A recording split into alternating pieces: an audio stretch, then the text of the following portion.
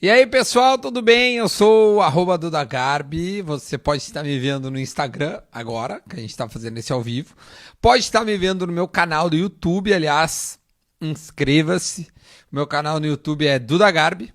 E pode estar me vendo, sei lá, em qualquer outra mídia aí, porque a gente está tentando, de alguma forma, espalhar esse conteúdo o máximo possível, certo?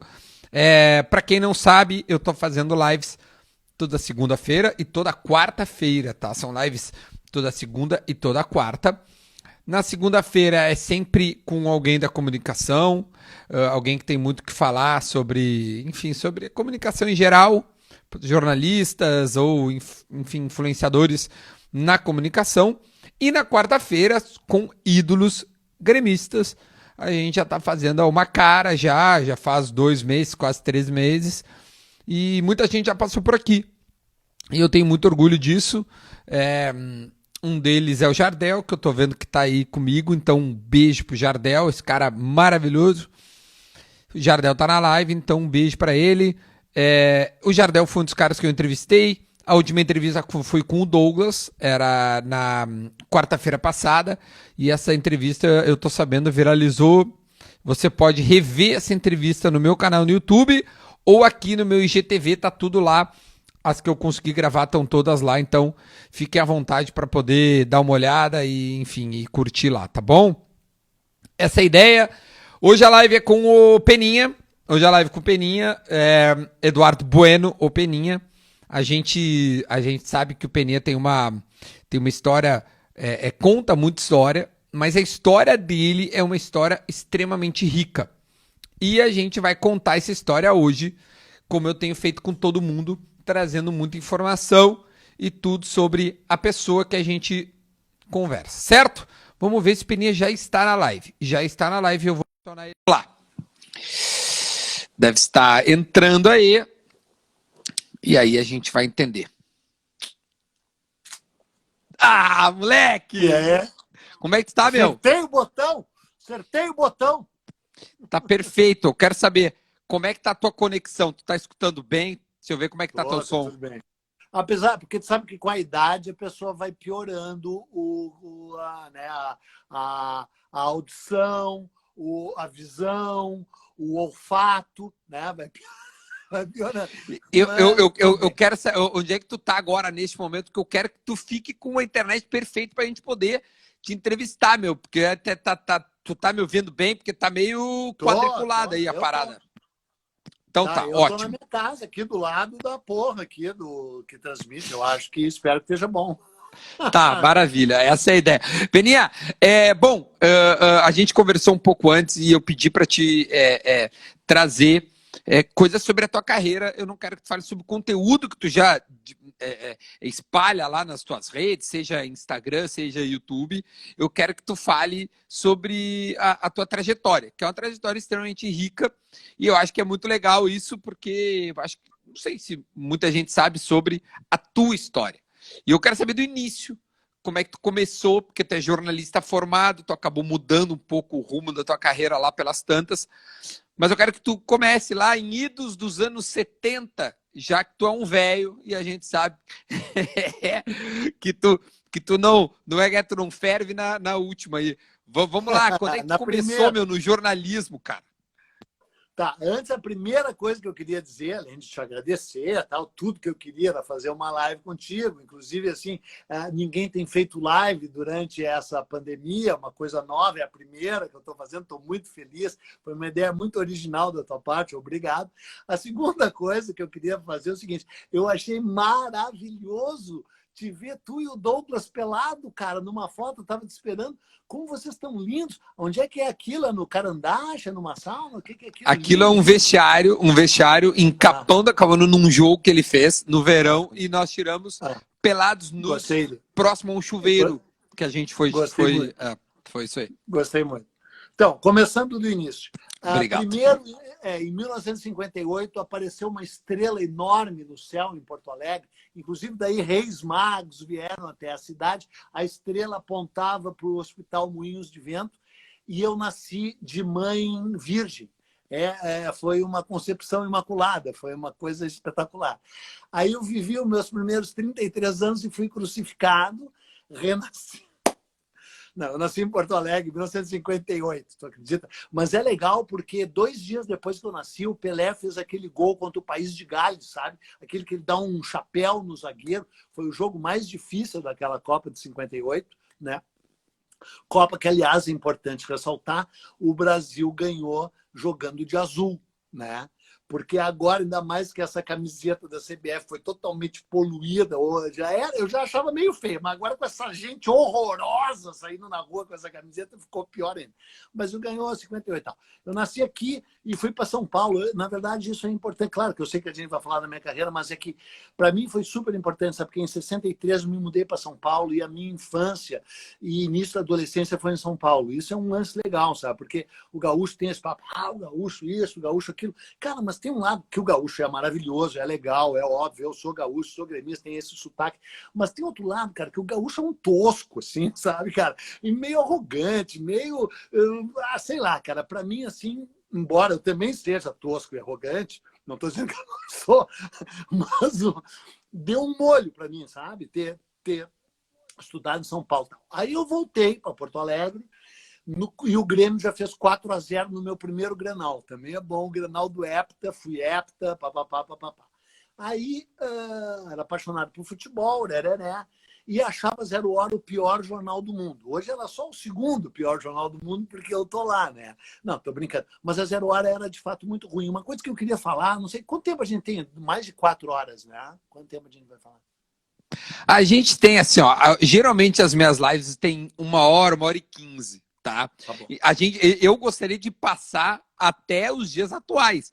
Uma Claro, resposta tua já deu não, 6 minutos e que tu eu não queria falar um chegou lance que eu ainda na acho tua que estreia. Eu não sei se eu vou conseguir, mas eu vou tentar. Não, vamos lá. Então, no começo do coisa do jornalismo, que eu acho que é uma coisa importante de falar que as pessoas não sabem. Eu era fanático do futebol, e aí a minha família tinha umas ligações lá com a RBS, com a Zero Hora, e eu escrevia desde os 12, 13 anos de idade, escrevia sobre cinema, escrevia sobre história e escrevia sobre o Grêmio. Eu tinha um caderno com todos os jogos do Grêmio, fazia as crônicas do jogo, bem melhor que o Davi Coimbra, dava notas, bem melhor que a Zero Hora. Sério, eu fazia resenha do jogo, cortava uma fotinha, fazia resenha e dava notas para os jogadores, né? Sempre favoravelmente ao Grêmio, sempre dizia que o juiz tinha roubado, que aliás é verdade, porque, como todo mundo sabe, o Grêmio ou empata, não, ou ganha, ou às vezes empata, ou é roubado pelo juiz. Isso é indiscutível, todo mundo sabe. Então, desde já era assim. E aí eu achava a Zero Hora uma merda, cara. Eu digo, porra, que jornal ruim. Era muito ruim a Zero Hora mesmo, porque eu também quero falar sobre isso. Tinha 6 jornais em Porto Alegre. Porque hoje que a imprensa está sob ataque, esse governo vomitativo, nojento, ataca a imprensa, parará. A imprensa tem defeitos, a imprensa tem muitos defeitos. A imprensa pode se aprimorar, a imprensa pode se aprimorar. Mas não existe um país, uma sociedade livre, decente, digna sem imprensa. E embora a imprensa brasileira tenha problemas, o resto do Brasil tem muito mais problema que a imprensa. A imprensa brasileira não é perfeita, mas ela é melhor, de certa forma, em conjunto, que o resto do país. E já foi melhor, inclusive. Está sob ataque não só do governo, como também mudou a mídia, essas mídias eletrônicas. Então, quando eu despertei para a vida, Porto Alegre tinha 6 jornais. O Correio do Povo, que era um jornalão, tal, standard, a Folha da Manhã, a Folha da Tarde, o Diário de Notícias, que era do Grupo dos Associados, barará, do Assis Chateaubriand, o Jornal do Comércio, que ainda existe, é a Zero Hora. A Zero Hora era um jornal popular quase que nem o Diário Gaúcho, assim, sabe? Era tipo uma chinelagem, estou falando sério. Era bem o período que a Zero Hora resolveu mudar, seguir uma outra linha, parará bem, mas ainda era meio chinelo.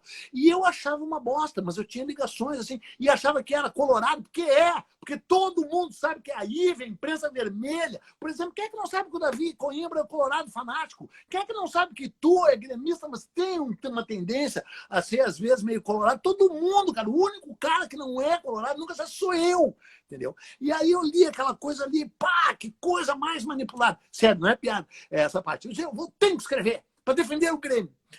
Aí fui lá e me ofereci.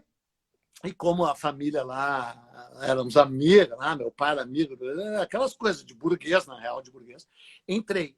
E quando entrei, toda a redação disse, é um filho do peixinho do chefe, burguesinho do Moinhos de Vento, vamos acabar Costa com a carreira desse quente, guri. ele tem costa quente, assim. Entrou pela janela, caiu de paraquedas, e era tudo verdade. Eu tinha caído de paraquedas, era verdade. Só que eu não sabia, eu fui muito ingênuo. E aí eu fui muito maltratado por aqueles comunistas, era tudo de esquerda, aquela gente horrorosa. Não, e fumava cigarro, né, cara? Todo mundo fumava. Tu fazia assim, eu não conseguia ver a redação. E aí eu não fumava, daí, cigarro. Daí os caras disseram assim, vem cá, mas tu não fuma cigarro? Não. Daí os caras vai fumar. E aí eu passei a fumar essa merda. Eu digo, não, mas não, tem que ser cigarro, tem que fumar. E aí, e todo mundo bebia 30 cafezinhos, eu não bebia cafezinho. E aí a minha mãe, quando eu disse que eu queria ser jornalista, tinha me posto num curso de datilografia. Daí eu sentei na máquina, botei os dedinhos, os caras disseram assim, contratamos uma datilógrafa. Né? Porque ninguém vê agora com esse papo de politicamente correto. Mas, cara, era um mundo selvagem. Era um mundo selvagem. Os jornalistas eram todos uns trogloditas, não éramos guri que nem tu. E eu, com 18 anos de idade, caí ali naquele poço, os caras me...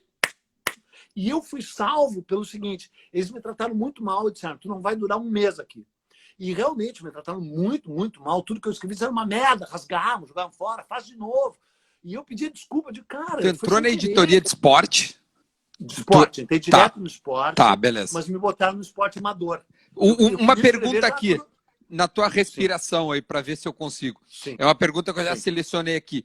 Quando tu entra no jornalismo, tu entra como Eduardo Bueno, um jornalista isento, e quando tu te expõe gremista, eu não sei se eu pulei um pouco da timeline, mas se tu puder responder esse parênteses, e aí depois eu quero que tu volte para a Copa do Mundo, já que tu foi um dos primeiros mais jovens. Eu vou emendar nisso aí. Eu entrei achando que eu ia fazer a crônica do Grenal. Os caras disseram, não, vai lá. E aí me botaram de repórter de esporte amador. Minha primeira matéria foi sobre tênis, depois futebol de salão, que era grande no Rio Grande do Sul e tal. E eu ali na chinelagem. Aí eu me salvei porque o time do jornal... Eu vou chegar logo nisso aí, rápido. O time do esporte era um bom time de futebol, que jogava contra geral, jogava contra... Sim, o time da redação, tu quer dizer? O time da redação. E o time era bom, mas não tinha goleiro. Tá? E aí jogava um cara na linha, no gol, defendendo com os pés. E quando tomava o gol, ia para a linha. Entendeu? Então o Neguinho era goleiro, queria tomar o gol para ir para a linha. Porra, o time não ganhava. E aí me perguntaram, tu joga futebol, guri? Eu digo, eu jogo. Mas tu deve ser muito ruim. Eu digo, mais ou menos. Que posição tu joga? Goleiro. Os caras disseram, tu deve ser um frangueiro, tu deve ser um merda. Eu digo, não. E aí, cara, fomos jogar lá no estádio do Davi, o Alim Pedro, no IAPI, contra um cara, Copa do Mundo, contra o time do IAPI, Copa do Mundo. E eu joguei Copa do Mundo, cara. Joguei pra caralho, joguei. E aí eu digo, arrumamos um goleiro. Por isso que eles me aceitaram, não foi porque eu escrevia. Aí eu fiquei ali, baraná. Aí só tinha medíocre lá naquilo lá, eu me destaquei logo, virei quase uma espécie de Davi Coimbra, assim, entendeu? Quase. Que, aliás, eu nunca cheguei lá, mas o meu sonho é algum dia imitar o Davi Coimbra, né? Não, sério, eu me destaquei rápido, sem piada, e isso é o que eu quero falar da coisa. E eu sempre fui gremista fanático, cara. Então eu quero falar isso, assim, com uma franqueza. Se tu tá ouvindo e não quiser acreditar, o problema é teu. Eu vou te falar isso com toda a franqueza da alma. Cara, se tu é um jornalista digno e decente, não tem como tu misturar a tua paixão por um time com a crônica que tu vai fazer, cara. Só se tu for um canalha, um imbecil, um idiota, que eu não sou nenhum desses. Então, tanto é que eu fui expulso do Grêmio, depois eu vou te contar. Eu virei setorista do Grêmio e fui eu que descobri que o Éder teria cagado no sapato do Tele Santana, uma história famosa antes de um jogo contra o Vasco, que era semifinal do Campeonato Brasileiro. Porque foi o Oberdan, o zagueiro, que me chamou num canto e disse isso. Tá? Só que, inclusive, ele me mentiu porque o Éder não cagou, o Éder mijou no sapato do Tele. O Tele acordou, botou o sapato, estava molhado, descobriu que foi o Éder, suspendeu o Éder e botou o próprio Oberdan, que era zagueiro, na ponta esquerda, num jogo decisivo no Olímpico, que depois que o Grêmio já tinha sido campeão de 1977, né, porque eu voltei para Porto Alegre em 68, Grenal 4-0, depois me fudi durante 6, 7 anos, que eles ganharam aquela merda inteira, sempre roubando, com gol por fora do Edson Madureira, com o José... Foco, Peninha, foco! Volta para cá, volta. Aí em 77, 77, o Grêmio foi campeão num Grenal histórico, que o André deu aquele voo, que o meu amigo Armênio Abascal fez a foto, uma foto histórica, e eu fiz a crônica do jogo. E embora fosse um dos jogos mais importantes da minha vida, eu fiz a crônica do jogo exatamente como foi o jogo, e não vibrei em nenhum momento. Quando eu terminei o meu trabalho, eu saí da cena, aí que eu fui para a Guete festejar. Porque eu não sou nenhum imbecil, cara, entendeu? Uma coisa, outra coisa, outra coisa. Então tu era isento, mas quando tu te expõe popularmente, assim... Durante demorou, todo o tempo tá. Na minha vida que eu trabalhei com futebol, eu nunca me expus. Nunca. Tá, perfeito, né? perfeito. Tá. Daí, depois desse campeonato de 77, que foi histórico, que o Grêmio ganhou, o Grêmio foi para o Campeonato Brasileiro com chance de ser campeão brasileiro. E na semifinal foi eliminado pelo Vasco no Olímpico, com o Éder tendo mijado no sapato do cara. O Oberdan me chamou no canto e disse que o Éder tinha cagado no sapato. E eu publiquei. E aí, mas eu disse, mas Oberdan, tu tá me falando disso mesmo? Eu vou publicar, eu sou um jornalista, não sou teu amigo. Ele disse, não, tô te falando. No dia seguinte, quando deu uma repercussão gigante, ele convocou uma coletiva de imprensa e disse que nunca tinha me visto. Não falei nada. Cara, sabe assim, cara, que daí que tu vê que ninguém fala mal de jornalista, e eventualmente tem que falar mal de jornalista mesmo, jornalista não é perfeito nem nada, bababá. Mas, cara, as escrotidão que neguinho faz com jornalista também, sabe? Ele desmentiu. E aí, o diretor do Grêmio ligou para 0 Hora e disse, nós temos que nos livrar desse Colorado. Nós temos que tirar esse Colorado daqui, que é mais ou menos que nem chamar a Regina Duarte de comunista, sabe? Chamar, sabe? Cara, assim... E me tiraram. A 0 Hora aceitou a pressão e eu fui lá para a beira do lago. E eles tinham sido campeão em 76 e eu fui cobrir eles na Libertadores de 77. Eles perderam tudo. E uma coisa, outra coisa. Eu escrevia com isenção e depois vibrava. Perderam. Porque eu sou gremista pra cacete. Eu quero que eles percam sempre o resto da vida. Aí, em 78, eu fui para a Copa do Mundo. Da 0 Hora. Mas só rapidinho aqui, um pouquinho antes. Tu te destaca pelo teu texto, pelas tuas fontes. O que faz tu virar um jornalista a ponto de, porra, vamos mandar esse moleque de 20 anos para a Copa? Cara, eu sou um leitor devotado, né? Eu leio muito desde os 10. Eu tive a sorte de nascer numa casa que tinha 2.000 livros. Meu pai era um leitor voraz e nos incentivou, a mim e o meu irmão, a ler desde sempre. Como o meu irmão virou um medíocre de um fotógrafo, que é a pior tipo de raça que existe, né? Porque o jornalismo já é uma chinelagem total, mas dentro do jornalismo o pior é o fotógrafo, né? Que é um cara que não... Fernando Bueno. Chinelão. E o meu irmão, Fernando Bueno, um típico chinelão fotógrafo, né? Porque todo mundo sabe que tem aquele ditado: uma palavra vale por 1000 imagens. Quem é que precisa de fotografia se o escritor é capaz de descrever a coisa melhor que a realidade? Não precisa fotografia, né? Tanto é que se diz que uma palavra vale por 1000 imagens. Bom, ao contrário, uma imagem vale mais que 1000 palavras. Não sei o que tu tá falando. Aí o meu irmão virou fotógrafo da 0 Hora, entrou na 0 Hora em 73. 0 Hora tinha um time incrível de fotógrafos. Ainda tem alguns bons, mas tinha 10 fotógrafos bons. 10. Impressionante. Em 1973, 74, 75, ainda peguei grandes fotógrafos. Tanto é que o Armênio Abascal fez aquela foto daquele voo do André que hoje ninguém faria, né? Bom, aí morreu o Armênio, esse que fez essa... Não, eu queria saber a qualidade que te levou a ser um jovem a cobrir a Copa. Então, daí eu escrevia super bem, sabe? Eu quero te dizer o seguinte, todo mundo que me conheceu, vou fazer uma confissão aqui para os teus ouvintes, todo mundo que me conheceu com 17, 18, 19, 20 anos de idade, acha que até hoje eu sou um fracasso. Estou te falando sério, não é piada. Porque todo mundo achou que se eu escrevia daquele jeito, com 18 anos, eu ia ser o maior escritor da humanidade, com 40.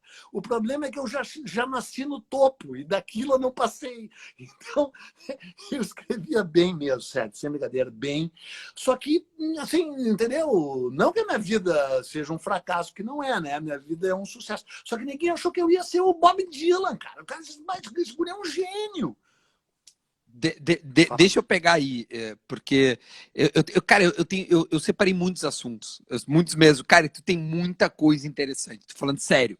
E eu quero que tu tenha poder de síntese, porque é Tá bom bom, pra ti, porque tu tem tá muita bom, história boa pra nos tá bom, contar. E não é pra mim. Tem tá mais bom. de 1.000 pessoas vendo ao vivo e as pessoas vão ouvir essa entrevista, pode ter certeza, vai ter Pro muita resto da vida. audiência pro resto da Sim. vida.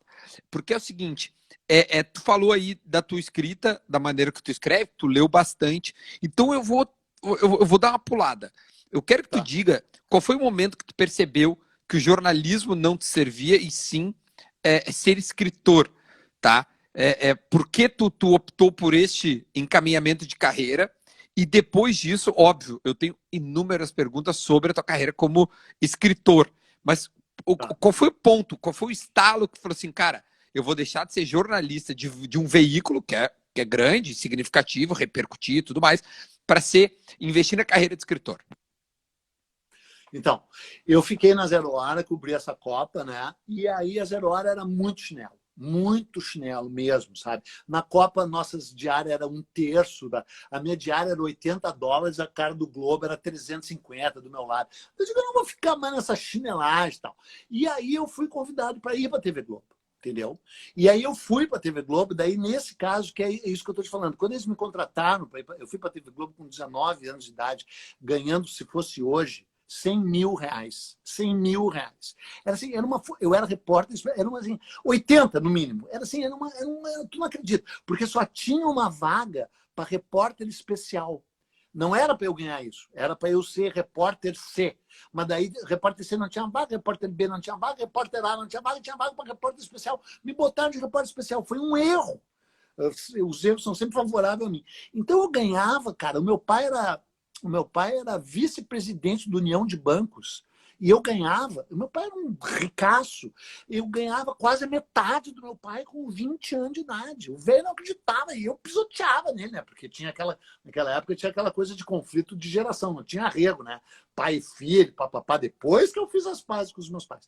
Aí eu fui para a TV Globo, mas a TV Globo apoiava o governo militar, entendeu? Eu digo, eu não vou ficar num lugar que apoia esses milicos, filha da puta, entendeu? Essa ditadura que tem neguinho que quer de volta ali agora. Aí eu saí da TV Globo e fui viajar. E Esquece a política, foca na fiquei gente. 2 anos, fiquei 2 anos viajando. Quando eu voltei, eu resolvi traduzir aquele livro On the Road, Pé na Estrada, esse aqui, né? O livro do Jack Kerouac, né? Que nunca tinha saído no Brasil, que é uma viagem de carona, em 1949. O livro saiu em 1958, o ano que eu nasci. Foi um livro que mudou a história da literatura nos Estados Unidos, nunca tinha saído no Brasil.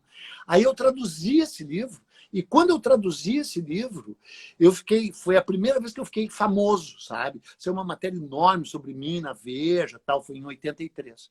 E aí eu resolvi virar editor de livro na LPM de Porto Alegre e tradutor. Aí eu traduzi 20 livros, trabalhei anos na LPM e achei que nunca mais na vida eu ia voltar para o jornalismo. Eu digo, o jornalismo nunca mais. Até porque paga mal, com exceção da TV Globo.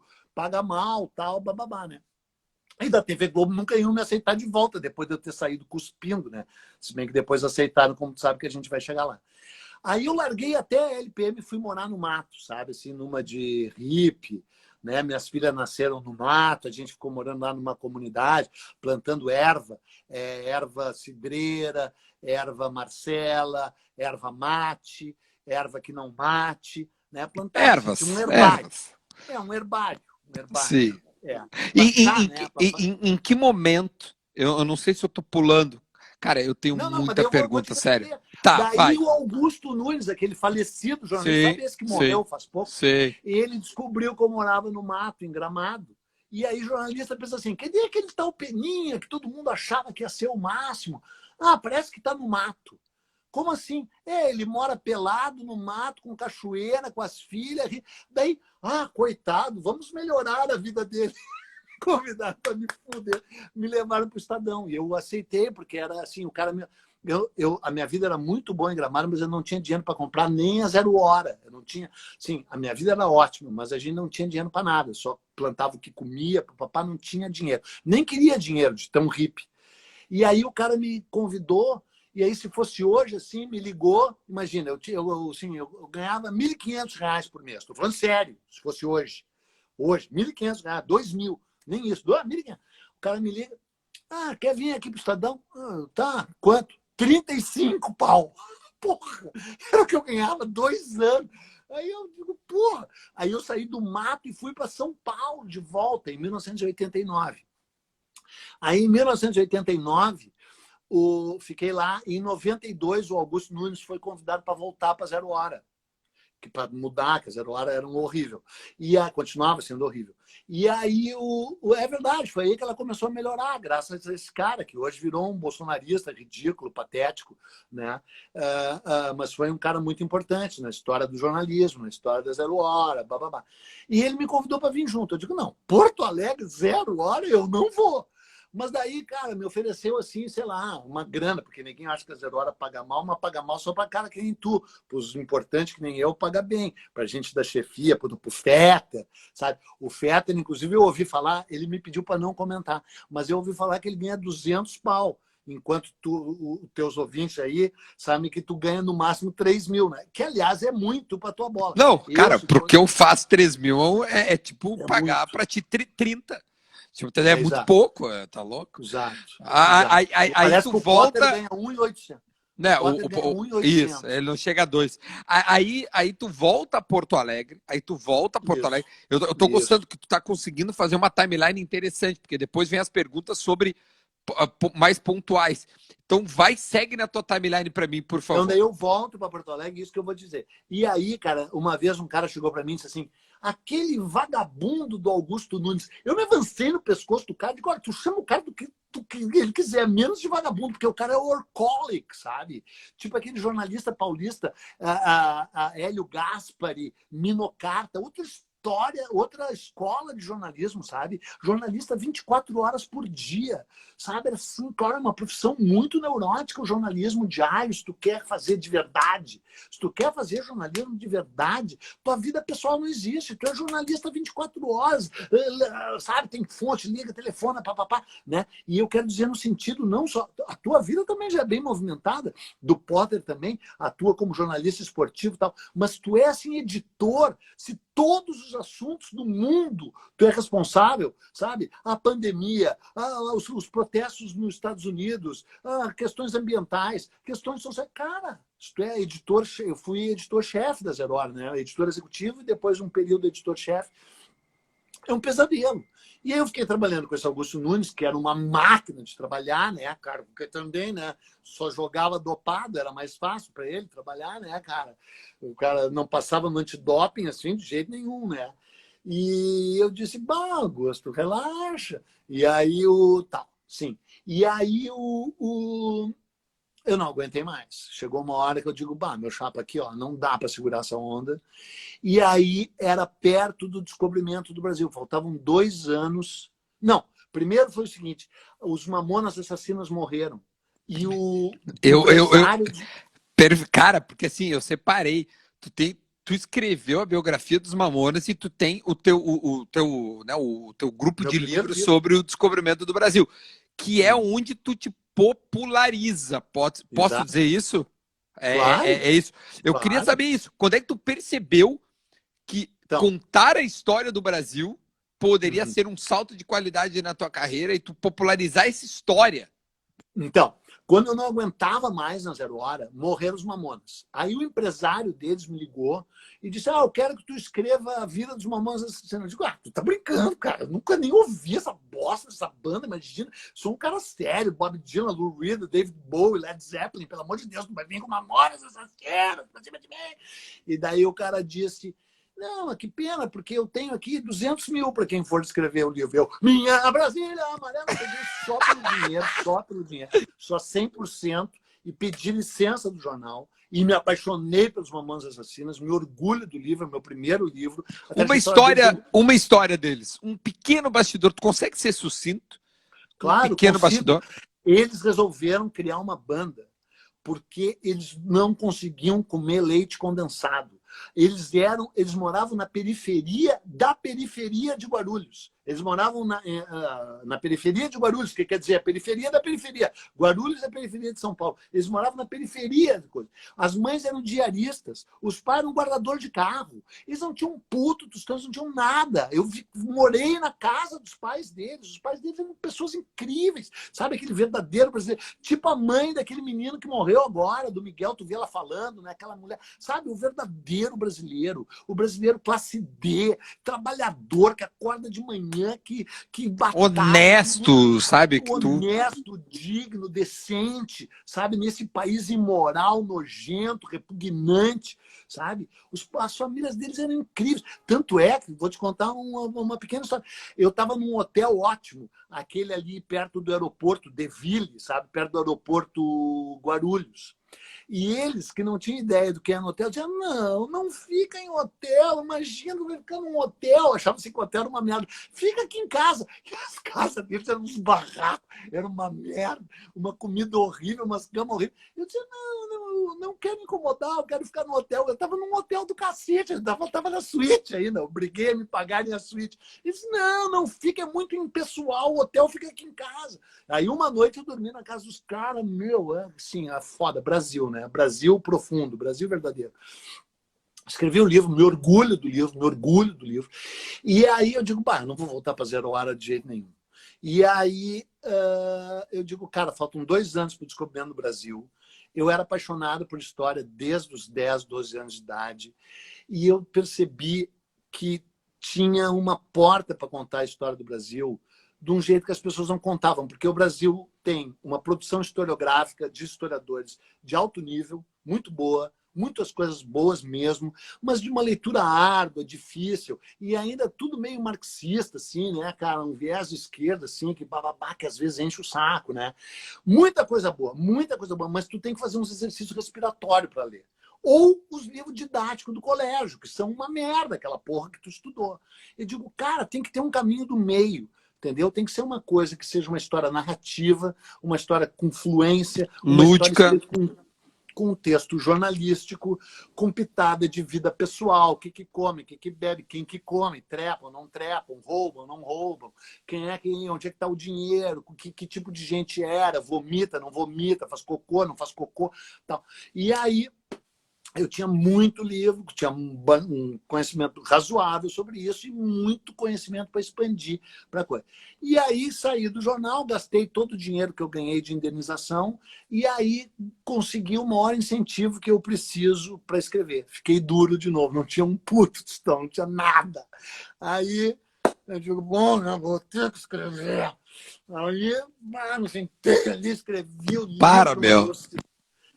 Escrevi o livro numa velocidade alucinante, fumando cigarro, por causa do Augusto Nunes, eu tinha voltado a fumar. Café, cigarro. E escrevi o livro em 44 dias, que é recorde mundial. E entreguei. Tu tá te referindo ao Capitães do Brasil? Ou qual? O Viagem do Descobrimento. Viagem do Descobrimento, tá. É de Isso, 98. Vendeu 500 mil exemplares. Né? Sim, que é o que te populariza, que é o que me catapultou. E que abriu o caminho para um monte de gente. Esse Laurentino Gomes, Leandro Larlock, Pedro Doria, todos esses caras aí vieram na minha... Que faz parte, não estou reclamando. Vieram na minha esteira. Eu inventei um novo gênero, né? A história contada por jornalista, com seus defeitos, né? Seus defeitos, porque o texto jornalístico ele tem muitos méritos, mas ele tem vários. A natureza do jornalismo é ambígua, né? Ela é uma coisa que é analítica e que busca a precisão e a informação correta, mas ela é feita na pressa. Então, ela meio que exige generalizações, simplificações. Não dá para ser cientista, não dá para ser, entendeu? Não dá para comparar o trabalho do jornalista com o trabalho de um historiador e muito menos com um cientista. Agora, por exemplo, tu tá ali, todo mundo escrevendo sobre a pandemia. Porra, mas ninguém é cientista, né? E a ciência, tu vê, erra, né? Como errou agora no Lancet, né? Naquela coisa. Da cloroquina ali. É uma merda. Cloroquina é óbvio que é uma merda e só imbecil usa e defende a cloroquina. Mas a pesquisa não estava correta. Não era correta. Foi feita com a pressa que às vezes o jornalismo te impõe o tempo inteiro. Eu escrevi um livro em 44 dias, o livro tem os seus defeitos, mas ele tem muito mais mérito do que defeito. E ele abriu um horizonte de história no Brasil que até então não tinha sido aberto. E eu dei continuidade com a tal coleção Brasília, que vendeu 1 milhão de exemplares. Aí eu fiquei milionário, muito rico, a ponto de não precisar me submeter a fazer live com qualquer chinelão, entendeu? Se eu estivesse na merda, eu estaria fazendo live com uns bunda mole da RBS. Mas como eu estou muito rico, eu não preciso disso. Maravilha. Ó, neste momento, na tua timeline que a gente está, tu é convidado a ir pro Fantástico, tô certo?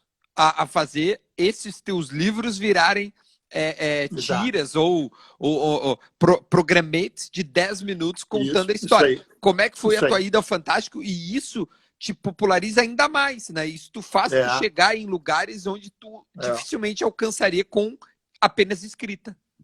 Então, eu sou muito amigo do Bial há muitos anos, né? Que é um cara muito mais interessante do que aquele Big Brother deixou transparecer, e que esse Conversa com o Bial agora prova de novo, né? Que tinha sido um correspondente internacional importantíssimo. Tal.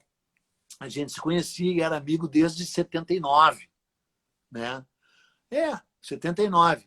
Quando eu fui para a Globo a primeira vez. E ele era leitor dos meus livros, meus amigos, daí ele disse, cara, vamos fazer uma coisa no Fantástico.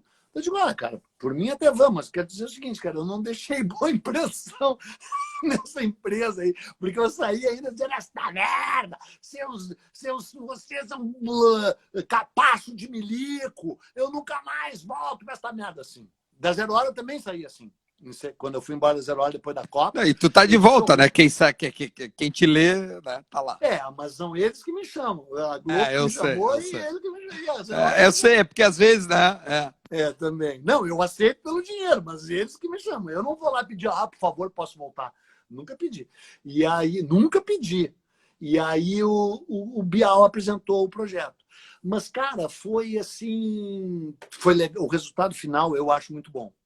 Mas, cara, a produção foi um caos. Cara, assim, o neguinho acha que a Globo é Hollywood, né? Não é Hollywood. Cara, a gente teve que viajar, tive que botar aquelas roupas. Pá. Eu achei que os livros iam vender pra cacete depois daquilo. Não venderam nada, porque quem vê televisão é idiota mesmo, né? E aí, em geral... Mas eu vou te dizer, eu lembro muito daqueles teus quadros, cara. Não, dizer, os quadros cara, muito... os quadros, eles sim revelavam algo, marcavam. Porque, cara, eu lembro tu vestido de, sei lá, Dom Pedro, alguma coisa, remando numa caravela, assim, sabe? Tu encenava alguma parte da história. Porra, isso é legal. Populariza. Eu queria saber isso de ti, assim, o que fez, na tua opinião, a história, qual é o molho, qual é o segredo que tu conseguiu para popularizar mesmo? Porque história, para quem não tem muito tino de ler e tudo mais, ela pode ser maçante. O que tu acha? Não, eu tenho certeza do que é. É que surgiu na França, nos anos 40, e início dos anos 50, a tal, tu vai adorar o nome, École, né? Escola de Anal, a escola anal, não, a escola dos anais, tá? Que foi um lugar lá na França onde eles decidiram que tinha que fazer a história da vida privada, que a história não era só feita por grandes feitos, grandes fatos, e por reis, e por papapá, e política, e macroeconomia. Não, a história era feita por seres humanos, que comiam, que dormiam, que vestiam roupas, que tinham desejos, que tinham anseios, que faziam merda, que papapá, entendeu? E aí surgiu essa tendência chamada microhistória ou história da vida privada. E eu fui por esse viés, entendeu? Tanto é que tu te lembra de mim remando, porque os caras remavam. Tu te lembra de mim tendo uma caganeira, porque o Dom Pedro estava tendo uma caganeira no momento da proclamação da República. Porque o Tiradentes não estava barbudo, ele estava com a cabeça raspada e sem barba. E inventaram um Tiradentes barbudo dentro de uma mitologia para transformar ele numa espécie de Cristo cívico, né? Então, tu contar a história por esse viés e tentar não desmascarar, porque desmascarar é muito patético, mas tentar explicar por que determinados mitos historiográficos persistem. E as pessoas ficam achando que o Dom Pedro estava num cavalo branco do Napoleão, na beira, todo vestidinho, na beira do Ipiranga, quando ele estava numa mula, se cagando, entendeu? Isso impacta a pessoa e a pessoa não esquece mais disso. E é um convite para ela se aprofundar um pouco mais e perceber que, cara, esse país, o mundo é assim porque aconteceu tudo isso. O Brasil é assim porque essa história é assim. Povo que não conhece a sua história está condenado a repeti-la. Cara, eu quero mudar esse país, eu quero ajudar esse país a ser um país melhor. O único jeito é as pessoas conhecendo a história do país. Eu digo, cara, eu vou popularizar a história do Brasil, no sentido popularizar o quê? Pop. Por quê? Porque eu sempre fui um cara ligado à música pop, aos hip, aos malucos pop, entendeu? Pop. E aí eu dei uma leitura pop, olha que bonitinho, animal, a história do Brasil. Foi isso que eu fiz, eu sou historiador pop. E se tem, eu acho que há críticas de historiadores mesmo. Como é que tu lida com crítica do historiador? Porque tu não é historiador, tu é um jornalista. Eu lido com crítica muito bem. Tu pode perguntar, por exemplo, eu escrevo a minha coluna na Zero Hora e tem uns caras que ousam!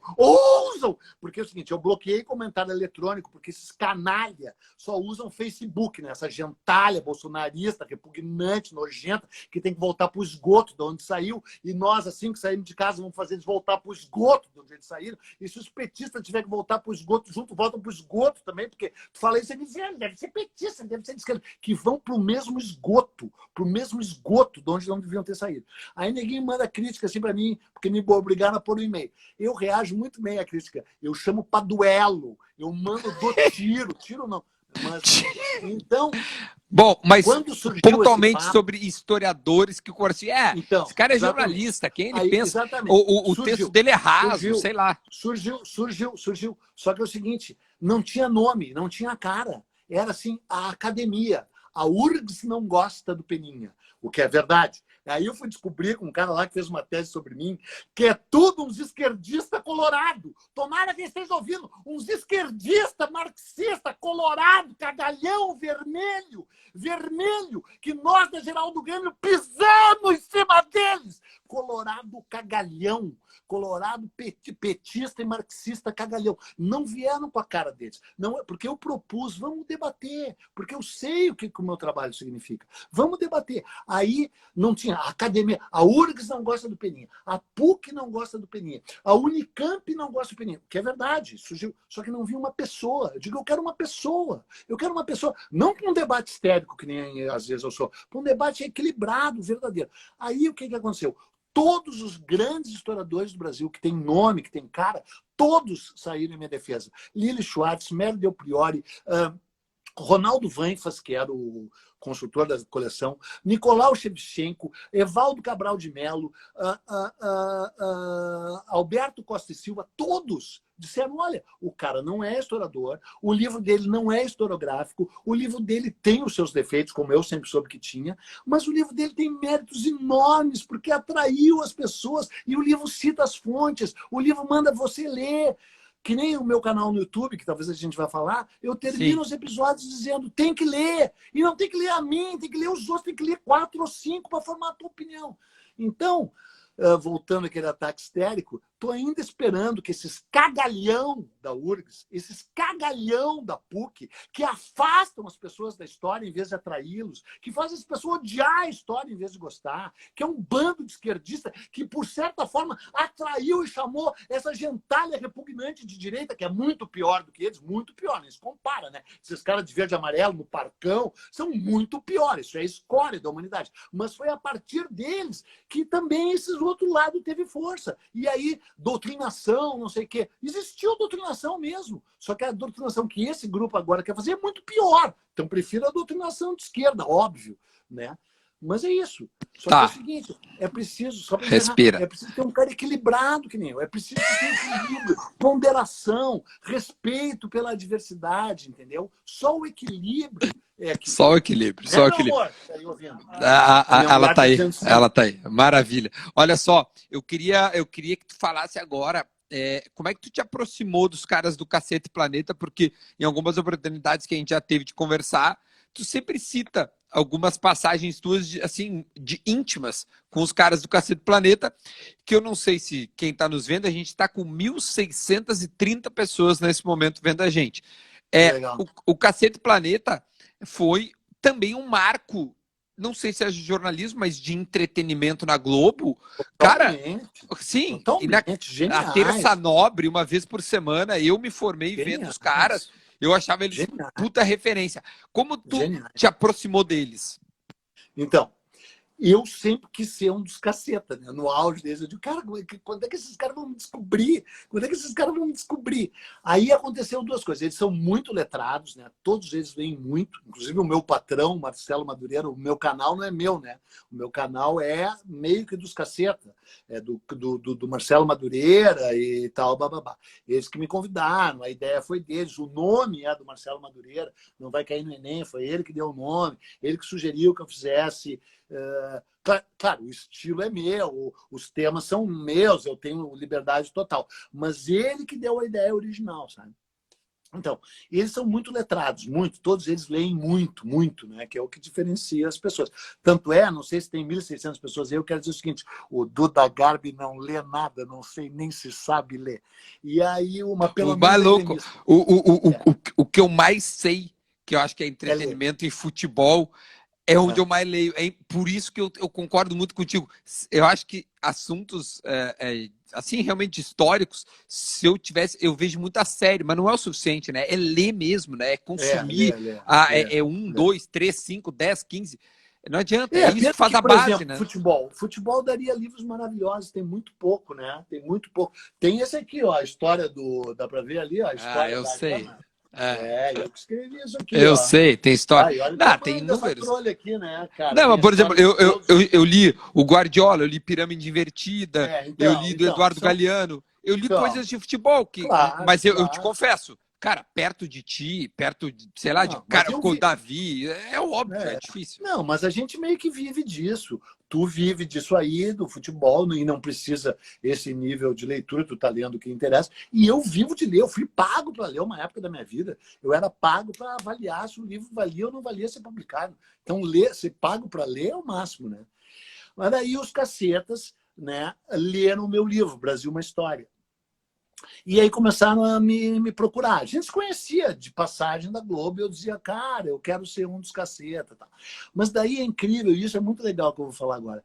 Tu sabe quando é que foi assim o momento que eles realmente, aspas, se apaixonaram por mim?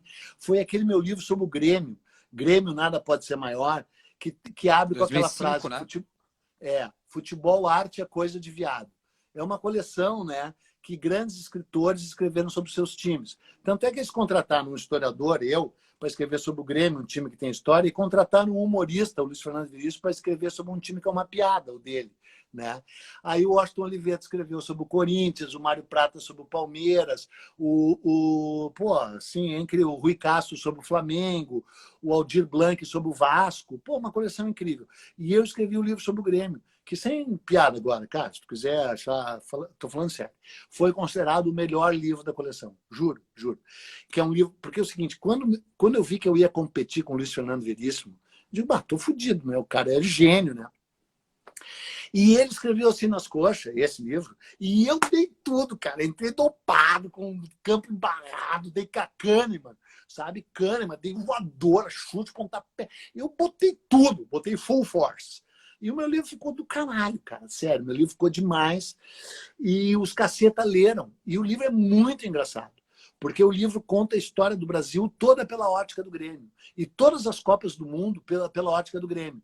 Então, por exemplo, o Grêmio era a Alemanha de 54, que ganhou da Hungria. O Grêmio era o Uruguai de 50, que ganhou do Brasil. O Grêmio, e daí, quando o Grêmio não ganhava, o Grêmio era a Itália de 82, que eliminou o Falcão. Sabe? Tudo era o Grêmio. E a Primeira Guerra Mundial, o Grêmio que ganhou. A Segunda. E aí a história do Brasil, a Revolução Farroupilha, tudo, descobrimento, Pero Vaz de Caminha era gremista, tudo, assim, é um delírio, sabe? Eu peguei toda a história, assim, tudo é o Grêmio, entendeu? E não tem o nome deles nenhuma vez, né, cara? Que isso aqui é demais, né, cara? Nenhuma vez. Né?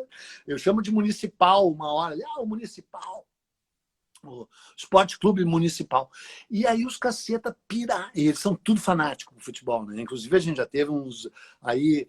Cara, porque, cara, futebol é legal, né? E pegar no pé é legal, mas tem um momento de pegar no pé, né? Por exemplo, pô, cara, quando o Grêmio toma 5 lá do Flamengo, entendeu? Quando o bolsonarista do Renato levou 5 do Flamengo, que foi ele que levou aqueles 5 do Flamengo, né? Vai ver que ele queria ir pro Flamengo, né? Também um cara que apoia o Bolsonaro, né, cara? Aí o que eu falo sempre, né? O Renato é um gênio dentro das 4 linhas, é um belo treinador e é um debilóide assim que sai da porta do estádio para lá, né? Sempre foi, sempre foi. Eu conheço desde pequeno. Tomara que chegue nele. Debilóide. Apoia o Bolsonaro. Um cara que apoia o Bolsonaro. Pode ser que chegue nele, cara. Pode ser que chegue nele. Mas tudo bem, tomara, é isso aí. Tomara, cagalhão, cagalhão, cagalhão. E aí vai jogar em plena, né? Nós temos que parar de jogar, lembra? Liderou, não, o Grêmio não vai jogar, nem vai pra praia jogar futebol em plena quarentena, cagalhão com K. Escrevi lá no meu canal. É isso, gênio dentro das 4 linhas, um puta treinador, sou grato a ele. Tem um lado Vamos voltar. Eu acho que tá bem claro a tua opinião sobre o Renato. Só volta nos guri ali do cacete. Exato. Então, eles são fanáticos por futebol, que é mais um mérito deles, né? Para mim, quem não gosta de futebol, já nem conversa. E aí, não, tô brincando. E, cara, eu gosto de quem é fanático, sabe? Eu gosto de quem é fanático. Quer dizer, Colorado fanático eu não gosto tanto, mas faz parte e tal. Agora, assim, um cara Flamengo fanático, Botafogo fanático, o Hélio de la Penha é Botafogo fanático, chega a ser uma piada, né? Mas é. Então, pá, veio essa ligação, assim, muito legal, porque eles são muito divertidos, eles são muito sacana, né? Assim, é difícil ali lidar, sabe? É muito pior ali que no Pretinho Básico, às vezes, sabe? É uma pegação de peças. Mas tu pegou uma época que eles estavam no auge, né? No auge. Porque, cara, eles eram, tipo assim, o supra-sumo do humor, de tavam... Porra, eles eram pica, velho, né? E tu pega essa época aí. Pega essa época. E foi difícil. Porque eles odeiam gaúcho dentro. Não é que eles odeiam gaúcho, é ridículo. Cara, eles criaram essa piada eles botaram na Globo a tal da piada do gay lá, de gaúcho é gay. Eles adoram pegar no pé de gaúcho. É que, conhecendo eles, tu vê que é um lance legal, porque eles não se perdoam entre si. Eles estão sempre se sacaneando entre si, mas assim, nível víbora, sabe? Letal. Sabe? Assim, aqueles. Sabe? Olha. Não, é difícil ali. Difícil. Tá, eu respeito. Porque assim, cara, eu não sei se a tua esposa tá aí perto de ti. Se ela tiver, pede pra ela dar um rolê. Tá, gritou de lá. Pede pra ela dar um rolê. Porque. Ela pediu pra tu dar um rolê. Por favor. Não vai perguntar se eu comia, Maitê?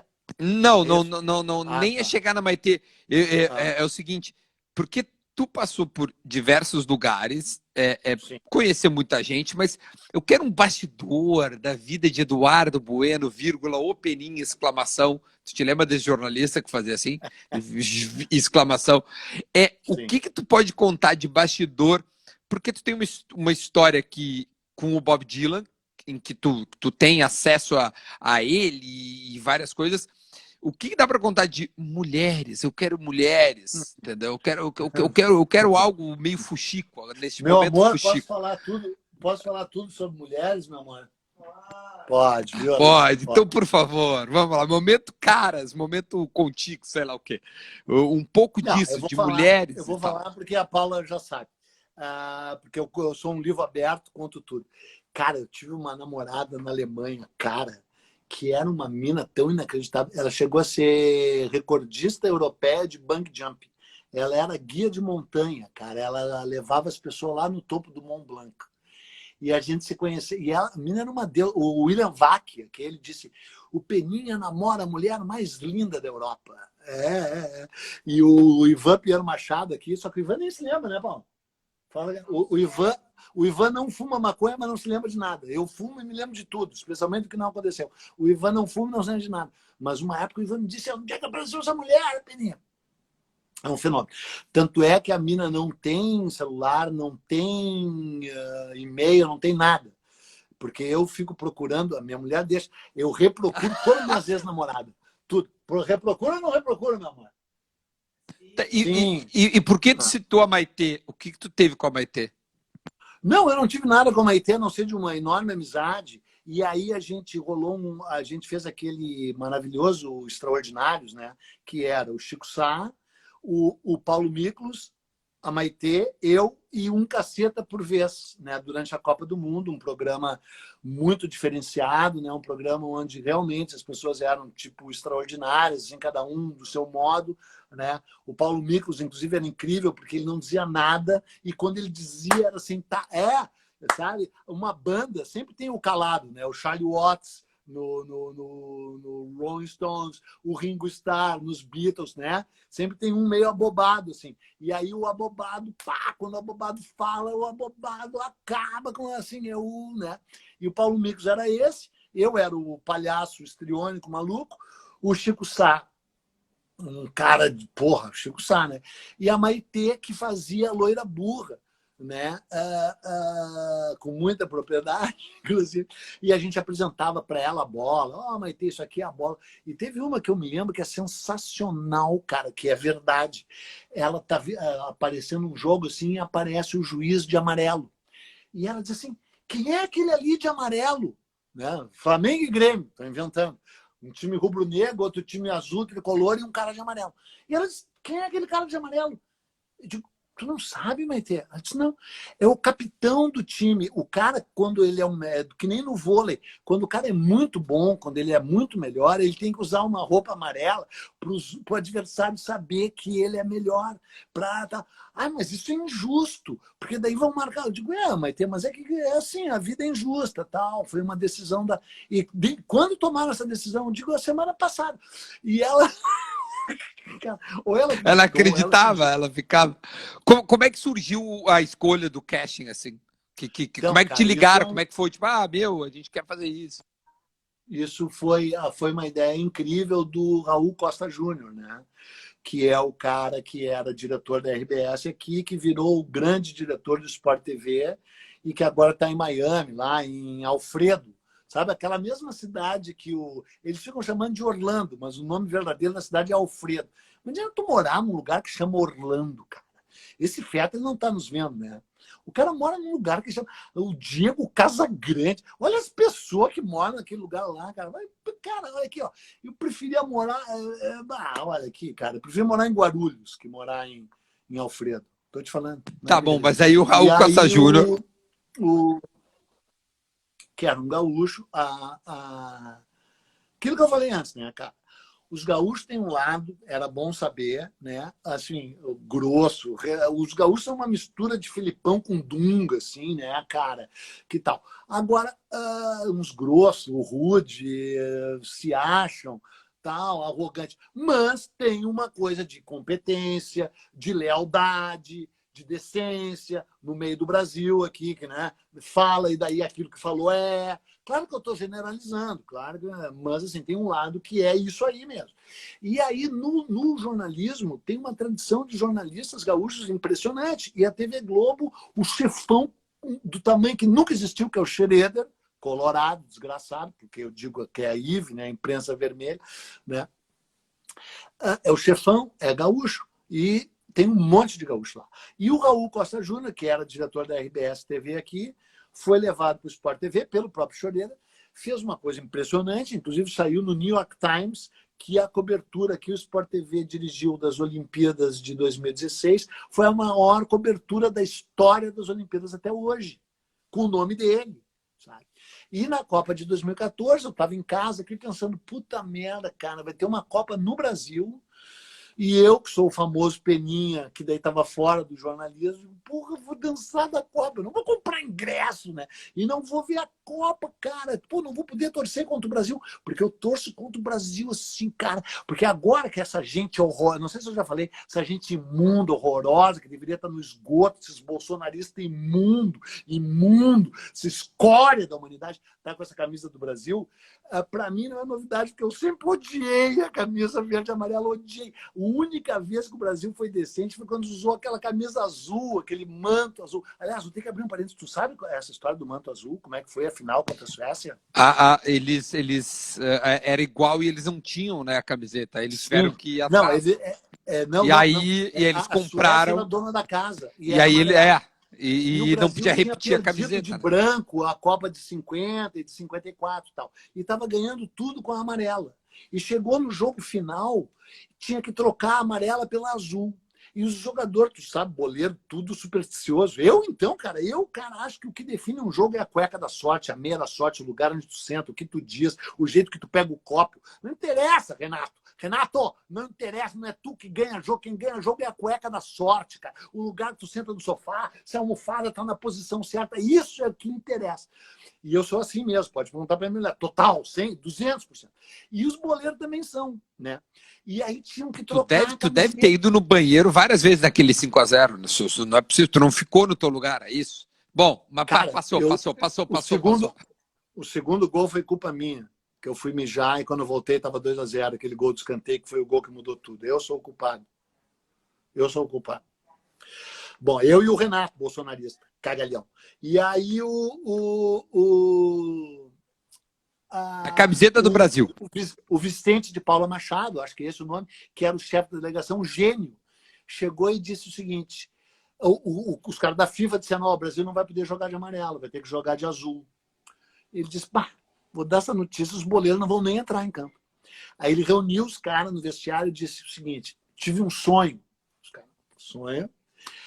Nossa Senhora Aparecida, cujo manto é azul, apareceu dos meus sonhos e disse: se vocês jogarem de azul com o manto da Nossa Senhora Aparecida, a Copa é de vocês. Se insistirem no amarelo, não vão ganhar. E os boleiros tudo azul, azul, azul, azul. É verdade. É verdade. Isso é ótimo, essa história, velho. Essa história é maravilhosa. E verdadeira. Ô, Peninha, É verdadeira. ser escritor no Brasil dá dinheiro ou o que dá dinheiro é ser youtuber, fazer teatro, escrever coluna? Tu já disse algumas cifras aí durante a entrevista, que altas, mas o que dá dinheiro hoje na tua vida? Cara, o ganhar dinheiro com livro no Brasil é um prodígio, né? Nesse sentido, eu sou um fenômeno total, né? Eu fui um dos 5 escritores brasileiros mais bem pagos uma época, né? A época que mudou, porque agora não tem mais nenhum escritor bem pago, né?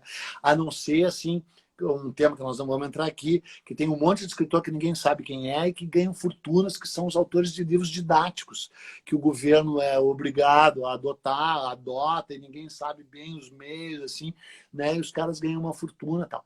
Há brechas enormes no mercado editorial, mesmo no mercado infantil, que a minha mulher trabalha, escreve livros infantis, e livros didáticos, livros não didáticos que permitem que se ganhe uma quantia razoável. Mas ninguém sabe o tal X Factor, sabe? O que vai fazer um livro explodir ou não. Ninguém sabe. Se soubesse, todo mundo seguiria a fórmula, né? Então, tá. No YouTube, as coisas começam a dar dinheiro depois de 3 anos, né? Tanto é que quando eles me disseram, vamos criar um canal e depois de 3 anos o canal vai dar dinheiro, daí a gente divide. Eu digo, negativo, meu chapa. Cara, eu não faço nada de graça. Aliás, é um absurdo eu estar fazendo essa merda dessa tua live de graça. Não, sério, eu sou assim, eu não sou dinheirista na vida pessoal, mas no meu trabalho, no meu conteúdo, eu não dou meu conteúdo, eu vendo. Quer a minha opinião, eu vendo. Quer saber o que eu acho? Me paga que eu digo, entendeu? E tal. Mesmo. Né? A não ser, claro, que seja caridade, que seja não sei o quê, claro, hospital de criança com câncer, óbvio, né? Instituições de caridade, é evidente, né? Pandemia tal.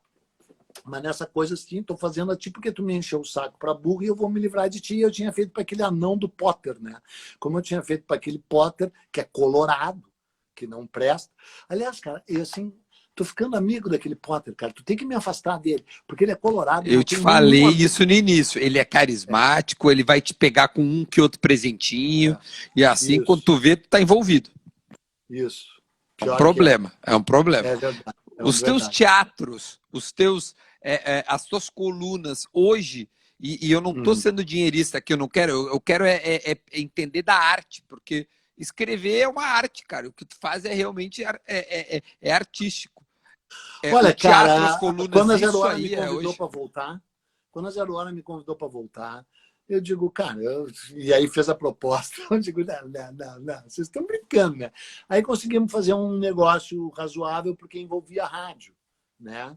E aí eu pedi para baixar os salários de vocês, né? Do Magro Lima, do E Nego baixou Di, mesmo, é. e baixou. E aí, com o que tiraram de vocês, não consegui tirar do Fetter, né? Porque aquilo ali, né? Mas tirei de vocês todos, e aí eu era o radialista mais bem pago da Zero Hora, né? Muito mais que aquele Pedro Ernesto, até porque eu valho muito mais mesmo que o Pedro Ernesto.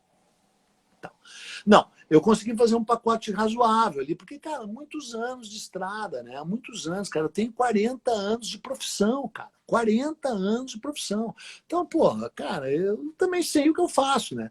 Aí consegui um acordo ali, mas ninguém vive daquilo ali. Não dá para viver daquilo ali.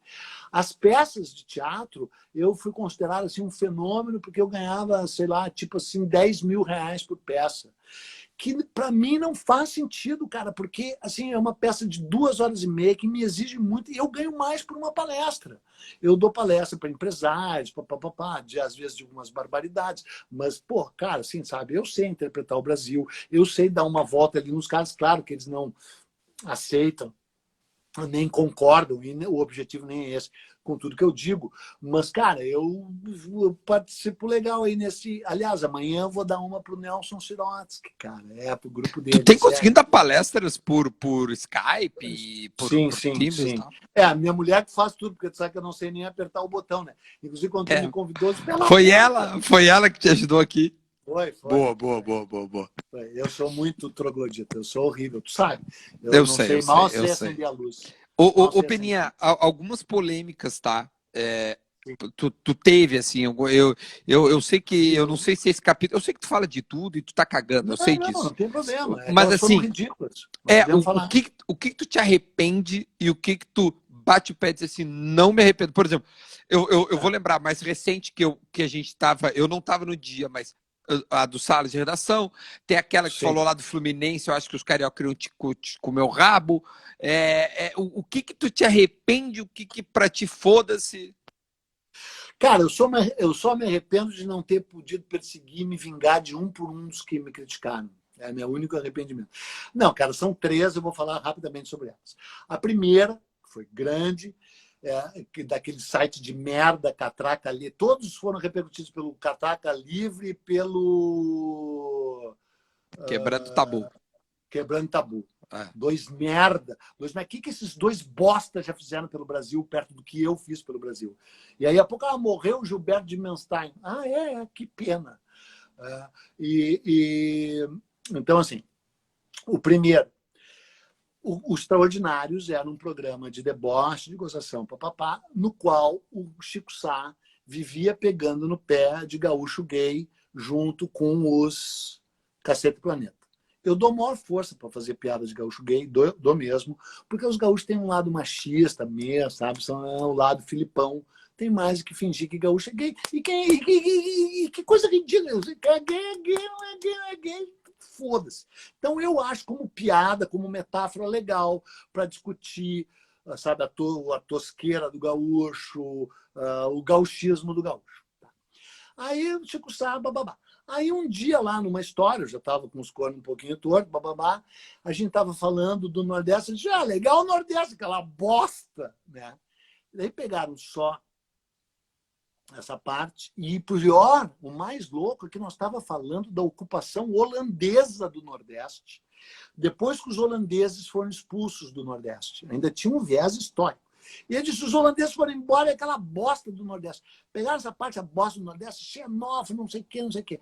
Aí, bom, eu parti pro pau, assim, do tipo, não, tem que pedir desculpa. Eu digo, não peço nem fudendo, então tu me demite. Aí uma rádio da Bahia me ligou e disse, você falou que o Nordeste é uma bosta. Eu digo, então tá, então eu vou repetir. Eu falei que o Nordeste é uma bosta, sabe por quê? Porque o Nordeste é uma bosta. Sabe por que o Nordeste é uma bosta? Porque o Brasil é uma bosta. Sabe por que o Brasil é uma bosta? Porque a América Latina é uma bosta. Sabe por que a América Latina é uma bosta? Porque o mundo é uma bosta. Sabe por que o mundo é uma bosta? Porque o ser humano é uma bosta. Então, se tu não sabe que o ser humano é uma bosta, e que o Nordeste é uma bosta, e que o Brasil é uma bosta, bosta, o problema é teu. E se tu quiser que eu te diga por que o Nordeste é uma bosta, eu te digo. Agora, se tu quiser também que eu te diga a grandeza do Nordeste, a importância do Nordeste, a culinária do Nordeste, a arte do Nordeste, o visual do Nordeste, a riqueza, a diversidade do Nordeste, o significado no Nordeste, no Brasil e no mundo, eu te digo. Porque eu li mais de 50 livros sobre o Nordeste, porque eu li o Câmara Cascudo, porque eu li o Gilberto Freire, porque eu li o Edson Carneiro, porque eu li o Jorge Amado, porque eu li tudo que tem que ler sobre o Nordeste. Então, se tu quiser discutir o Nordeste, a gente discute. E no fim, sabe o que a gente vai concluir? Que o Nordeste é uma bosta. Aí fudeu, né? Aí esses dois sites, aquele outro site repugnante, Brasil 171, aliás, Brasil 247, o jornalista xenófobo, o gaúcho que odeia o Nordeste, o racista, tô cagando, porque eu sei quem eu sou, eu sei o que eu acho do Nordeste, eu sei o que eu já fiz sobre o Nordeste, porque eu já escrevi pra caralho sobre o Nordeste. Mas aí, tu chegou a perder alguma palestra ou algo aconteceu na tua vida por essa declaração? Não, essa nada. Tá. Aí Beleza. teve a do Dentus Pilantra, que foi contratado pelo Fluminense, e daí eu disse, uma contratação perfeita. E foi de novo uma provocação do filho da puta do Chico Sá. O Chico Sá disse, aí, Peninha, o que tu tá achando aí que o teu ídolo foi contratado pelo Fluminense? Eu digo, perfeita contratação. O time mais mau caráter do Brasil contratou o jogador mais mau caráter da humanidade, né? Bom, daí o Fluminense, quem eu até gostava, me processou, o processo ainda está em andamento. E o Dentus Pilantra me processou. Agora é uma maravilha, né? Porque ele está preso, ele está onde ele tem que estar, ele está preso, né? Está preso, ele e o irmão dele, Facínora, estão presos, né? E é o seguinte, é um tremendo mau caráter e eu estou pronto a discutir nos tribunais se ele é ou não é mau caráter, porque ele é mau caráter. E com relação ao Fluminense, que eu quis dizer que o Fluminense tinha ganho todos aqueles títulos lá, assim, de um jeito que não tinha pago a Série C, não sei o que, não sei o que. Mas eu não queria briga com o Fluminense, entendeu? Eu nem quero. Eu até gosto do Fluminense. O Grêmio e o Fluminense tem uma ligação. O Oscar Cox, que fundou o Fluminense, era primo do Edwin Cox. E o Edwin Cox fez 4 gols no Grenal, que nós ganhamos de 10-0! 10-0! Nós ganhamos de 10-0 deles. Vai cair a live, calma. Fez um gol de chaleira, fez um gol de Charles, o Edwin Cox, que é primo do Oscar Cox. Eu não quero brigar com um time que foi fundado pelo primo do cara que tocou 10-0 neles, né?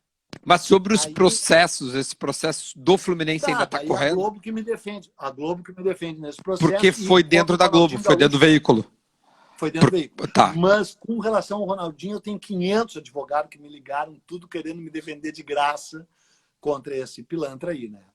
Aí teve a outra, que foi a mais ridícula, que essa sim, daí cancelaram 2 palestras, uma coisa assim, que é a da Duda Strebe lá, que é a única que eu meio que me arrependo. Eu não me arrependo inteiramente, porque era uma piada, ela soube que era uma piada, ela entendeu como uma piada. Eu me arrependo porque a piada é muito ruim, muito velha, uma piada que não faz sentido, né?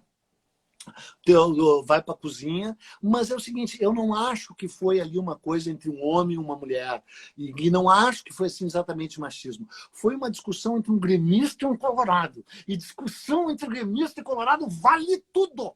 E aí a gente ainda tinha sido contratado para fazer um número que era meio número. Sim, um contraponto ali. Um antagonismo e tal. E ela falou de uma porra lá do Marcelo Groi, né? O Marcelo Groi não sei o quê, bababá, detonou o Marcelo Groi. De boa, dentro daquela, do Sala e da rivalidade Granal. O Marcelo Groi é um cagalhão. Eu não disse isso, mas disse. Eu digo, cara, vai, quem é que tirou essa mina da cozinha? Volta pra cozinha. Que é uma frase infeliz porque é velha, porque não faz sentido. Mas não era uma frase de verdade. Fora que, se fosse uma frase de verdade, cozinha é um lugar sagrado, né? Cozinha é um lugar maravilhoso, né?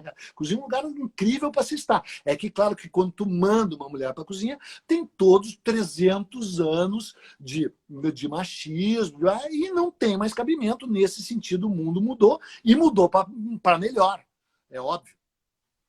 E aí, não sei se tu te lembra o que ela respondeu. Ela respondeu, pior é o homem que só serve para carregar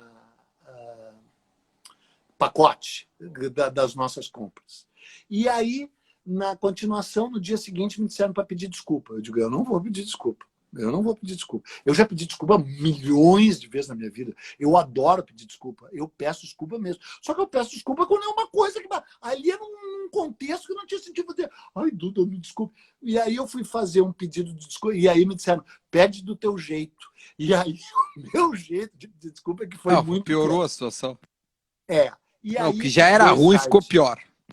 Aí esses dois sites nojentos, repugnantes, feito por uma gente que não presta, o irmão do Luciano Huck, Gilberto Dimenstein, tomara que chegue neles, Catraca Livre, Quebrando o Tabu, uns merda. O que esses caras fizeram pelo Brasil? Eu vou te dizer o que eu fiz pelo Brasil. Eu traduzi 22 livros que nunca tinham saído no Brasil. Eu editei 284 títulos, a maioria deles nunca tinham saído no Brasil. Eu mudei o jeito das pessoas verem a história do Brasil. Eu tenho um canal de história que faz com mais... Quantas pessoas, minha mulher amada? Mais de 1000, né? Já disseram que vão virar historiador por minha casa. Mais de 1000. Criança de 7, 8, 10, 20. Um caminhoneiro. O cara diz assim, cara, eu sou caminhoneiro e eu não consigo mais parar de pensar em história. Eu compro todos os livros de história por tua causa, tu mudou a minha vida. Assim, são mais de 1000 pessoas, 1000, que disseram que eu mudei a vida delas por causa da história. Para ter uns dois sites de merda, de uns cagalhão com K, que vão ainda de internet, vai quebrar o tabu no olho do cu. Vai para Catraca Livre é o caralho. E ainda de esquerda, entendeu? Porque a única coisa pior que gente de esquerda é gente de direita. Cara, Né? olha, vou te dizer assim, é um show, eu juro. É maravilhoso, a gente tá com 1.900 pessoas, vou te dizer, só 2 pessoas superaram a tua audiência. Romildo Quem? Bolzan, Aí sim. 2.300 pessoas Aí sim. e Douglas, o nosso camisa 10, Eu que deu concordo, então. 2.500 pessoas vendo Eu concordo. simultaneamente. Não, e agora Temos falando sério, né? 1.900. Para nós finalizar, meu, porque eu sei que tu tá Sim. Não, só um sedento. parentezinho para falar Fala. do Romildo, né? Cara, o futebol é nojento no Brasil, né? O futebol é repugnante, a CBF é de vomitar, né? E os clubes brasileiros, mesmo o clube que a gente ama, né? O Grêmio, eu amo o Grêmio, sim, totalmente. Cara, já tentei não, porque eu jamais frequentaria um clube que me aceitasse como sócio. Então, nem sócio do Grêmio eu sou, né? Tal. Eu nunca me relacionei com a instituição, tal, mas, né, cara, como eu sou o famoso Peninha, vários presidentes, veio vários assédios e abordagens a mim. Eu nunca cheguei perto desses caras. Nem nada, o Fábio Koff, o Odoni, eu conheci, Fábio Oblin e tal. Esse Romildo é um fenômeno, cara. Esse cara é demais, cara. Romildo para governador, Romildo para presidente. Ele é impressionante. Sério, eu nunca falei isso, nunca falei isso de um homem público, nunca. Assim, ó, minha convivência com ele, que foi breve, é impressionante, cara. Sabe? O foco, a dignidade, a gestão, a clareza, a transparência. É impressionante. Eu nunca falei isso de ninguém, nunca. Ainda mais um cara que tem um passado de político. Eu nunca odiei um político e pode na minha ser vida. que tenha um futuro de política. Mas eu acho que pra gente finalizar, e calma, gente, ainda não acabou. Eu sei que, cara, tem 1.900 pessoas, a gente tá 1h15 aqui. Peninha, eu acho que tu tá sedento para falar sobre esquerda, direita, Bolsonaro, PT, etc e tal. Hoje, se tu pudesse dar uma dica pro cara que aprecia a política, tá? Aprecia a política. É o que? É estudar história para tentar entender o presente? É ler o quê? O que tu falaria pro cara que hoje precisa tentar entender o que a gente está vivendo? Cara, a primeira coisa é o seguinte: se a gente continuar preso nesse lance de PT e anti-PT, que se resume a esquerda versus direita, se a gente continuar preso a esse sistema político apodrecido, se a gente continuar preso aos velhos e antigos vícios do Brasil, nós estaremos mais fodidos do que já estamos, né? O Brasil... bom, primeiro, assim, tem que ficar claro uma coisa. A eleição do Bozo, isso aí, foi uma eleição genuína, né? Claro, teve aquelas complexidades lá, do que o presidiário de Curitiba não deixaram concorrer. Imagina perigar um cara se eleger, né, cara? Que assim, tu vê o tamanho da desgraça que seria o Lula concorrer e ser eleito, né, cara? Né? Só que acho que assim, é uma desgraça total, mas mesmo assim esse atual consegue suplantar, né? E ele é filho disso, ele é fruto disso. Mas mesmo assim, mesmo com o Intercept lá mostrando esse Sérgio Moro, o jeito que o Lula foi afastado da coisa, as fake news que também poderiam gerar no TSE, a cassação da chapa Bolsonaro-Mourão, mesmo com isso, em muitos aspectos, e no aspecto que interessa, a eleição do Bolsonaro foi genuína, no sentido em que ele representa um Brasil conservador, retrógrado, atrasado, evangélico, sertanejo, em descompasso com o mundo, com a nova era, com o mundo globalizado, com o mundo de verdade, com o mundo esclarecido, e em total compasso com esse Estados Unidos repugnante da era Trump, com o advento da direita na Ucrânia, a extrema-direita, esses fascistas nojentos que estão voltando. Então, é uma coisa genuína e em sintonia com o que o mundo tem de pior hoje. Então, esse é um ponto. E foi importante ele ter sido eleito para essa desgraça, esse desgoverno, esse descompasso, tentando agora sonegar os números da Covid. Com aquela reunião, que é aquela reunião deles, cara, eles são assim, com esses ministros inqualificáveis, com essa gente vil e baixa, e com esses apoiadores de 7ª categoria deles. Então foi importante para tudo isso ficar desnudado e ficar claro. Foi também importante para colocar no seu lugar, no seu devido lugar, o que o PT e a esquerda tiveram e, de certa forma, ainda tem de pior. Né? Foi um governo de cleptocracia, né, cara? Ladrão, que roubou, que saqueou a nação, que teve uma chance extraordinária. Eu não votei neles e jamais votaria, nunca votei no PT e nunca votaria, até porque a nossa bandeira jamais será vermelha, né? Além de tudo isso ainda, né? Porque os caras ainda são vermelhos. Pô, eles são colorados. Aí, isso é piada, mas é verdade. E aí tiveram uma chance incrível, né? Foi um momento incrível da história quando o Lula foi eleito, primeiro cara na história do Brasil que veio das camadas populares, um cara cuja trajetória inicial é invejável, admirável. Tu tem que ser um escroto e um canalha. Pena que tá cheio de escroto e canalha para não admitir, não reconhecer o que foi a ascensão do Lula do pau de arara, da miséria, até um líder sindical corajoso, quando o Brasil estava calado e covarde. O Brasil se viu em 1977. Ele liderou aquela greve incrível, que foi a primeira afronta ao governo militar e que a partir daí se iniciou o movimento que daria nas diretas já. Né?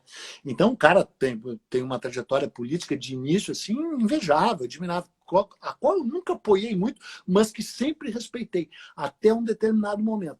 Aí vem aquela cleptocracia, vem aquela coisa horrorosa. E os persecutórios, né? Quiseram fazer aquela lei da mídia. Eles são contra nós, né? Eles são contra a imprensa.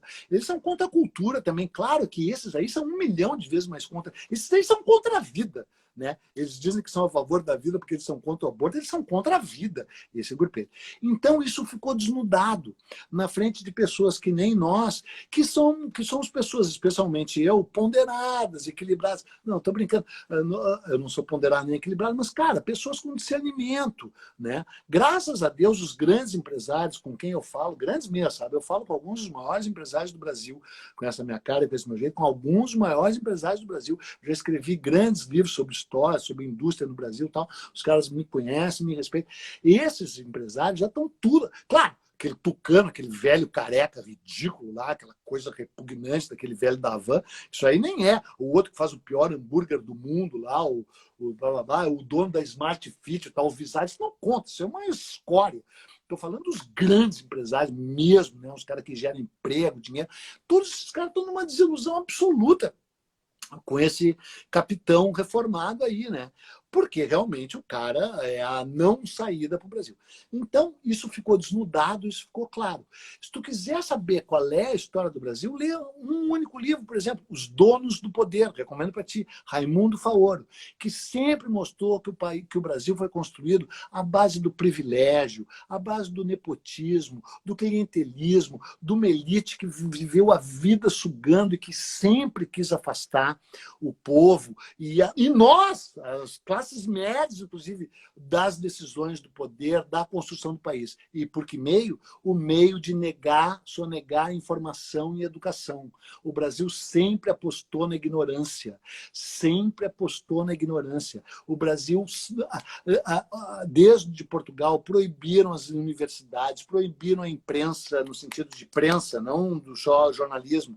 Não podia imprimir livros no Brasil. O Brasil foi sempre contra o iluminismo, contra o humanismo, contra a divulgação da cultura, contra os letrados. O Brasil é um país iletrado. O Brasil é um país quase ágrafo, sabe?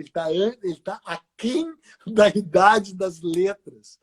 Entendeu? Nesse sentido é que a imprensa brasileira, embora tenha muitos defeitos, é um avanço para o Brasil. A imprensa sempre foi uma força positiva no Brasil e não negativa. É claro que a gente tem que ser crítico à imprensa e tal, mas demonizar a imprensa, né? Inclusive até demonizar o PT, é meio trágico, embora o PT mereça ser demonizado por tudo que ele fez. A única coisa que tem que ser demonizada, daí sim demonizada, porque perseguiu o demônio, é quem é a favor da ditadura, é quem elogia torturador, é quem apoia a milícia, é quem é a favor do AI-5. Esses têm que ser demonizados e calados, nem que seja força. Eles não têm o direito da tal liberdade de expressão. Né? Agora, cara, a sociedade civil brasileira, nós, pessoas que nem nós, sabe? E que precisam se colocar além dessa questão de PT ou anti-PT, esquerda ou direita, na construção de um país humanista, com conhecimento, onde não tenha mais Casagrande e favela, né? Casagrande e senzala, que é aquela mulher que sai às 5 da manhã de casa e leva o seu filho de 5 anos de idade porque a patroa não liberou, e a patroa é filha de um prefeito canalha, e ainda a empregada ganha pela prefeitura, que não é do município dela, e aí ela não é capaz de ficar 10 minutos com uma criança e a criança cai de uma janela. Isso é um retrato do Brasil. Aquele garoto João Pedro, de 14 anos, que foi morto. O Brasil está na nossa cara o tempo inteiro. O Brasil é feio, o Brasil é cruel, o Brasil é perverso, o Brasil é injusto. Cabe a nós construir um país melhor, mais digno e mais decente. E o único jeito de construí-lo é acreditando no que eu digo. É lendo, pelo que eu entendi nesta live, né? Porque, olha, é impressionante a maneira com que tu te expressa e com que tu muito facilmente expõe as tuas ideias. Peninha, muito obrigado, tá, meu? Porque foi uma aula poxa, várias histórias, vários capítulos, que é o que eu imaginava que eu ia ter hoje. E obrigado, cara. Tu rendeu um bom tempo. Tenho certeza que essa galera que ficou aqui se divertiu. Legal. Que bom. Obrigado mesmo, estou muito feliz. O único jeito é ler. O único jeito é informação e conteúdo. É a única saída. Informação e conteúdo. Não tem outra. E conteúdos que sejam antagônicos, sabe? Sabe, o contraditório. Eu sou favorável ao contraditório. Eu pareço que não sou, mas eu sou. Passei a minha vida no contraditório. Só que agora que eu atingi a iluminação, agora que eu sou indiscutivelmente um gênio, um cara brilhante que nunca está errado, é que daí que eu parei com o contraditório. Eu sei disso. Peninha, muito obrigado. Tá, um beijo para ti. Vai curtir a tua esposa aí, já é 8h30, tá? Beijo. Tá puta. Não, foi ótimo. Foi muito bom. Obrigadão, tá? Até a próxima. Obrigado, beijo. Cara. Beijo. Tchau. Este é Eduardo Bueno, o Peninha. Muito obrigado a todo mundo que ficou aí. Tivemos 1.900 pessoas. Quero fazer o convite para quarta-feira, eu e De Leon estarmos aqui para a gente relembrar a sua trajetória no Grêmio. Semana que vem, segunda-feira, ainda não tenho um convidado já marcado, mas eu tenho algumas pessoas que eu já estou conversando. Então, de repente, o Murilo Gun é um deles, o Rafinha Bastos é outro, vamos ver. Um deles vai pintar aqui na sua live, na minha live, e que a gente está se divertindo muito. Deixa eu voltar com alguns comentários, porque eu sei que a galera tá bem louca, né? Então é isso. A gente volta na quarta-feira com De Leon, quarta, 7 horas. Tchau, pessoal.